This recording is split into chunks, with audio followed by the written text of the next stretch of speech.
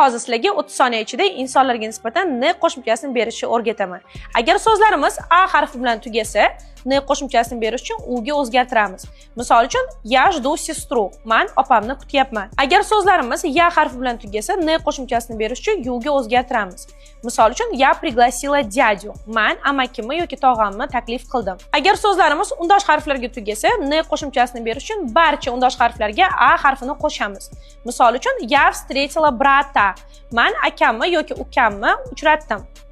Agar so'zlarimiz женский rodda мягкий znakka tugasa, umuman o'zgartirmaymiz. Oddiy мягкий znak bo'lib qoladi. Misol uchun, я люблю мать. Men onamni yaxshi ko'raman. Agar so'zlarimiz мужской rodda мягкий znakka tugasa, n qo'shimchasini berish uchun ya ga o'zgartiramiz. Misol uchun, я уважаю учителя. Men o'qituvchini hurmat qilaman. Agar so'zlarimiz ikratkiga tugasa, n qo'shimchasini berish uchun uni ya ga o'zgartiramiz. Misol uchun, я забыла Сергея. Men Sergeyni unutdim. Agar mavzuni yaxshi tushungan bo'lsangiz, izohlarda gap yozib qoldiring va men sizga uni tekshirib beraman.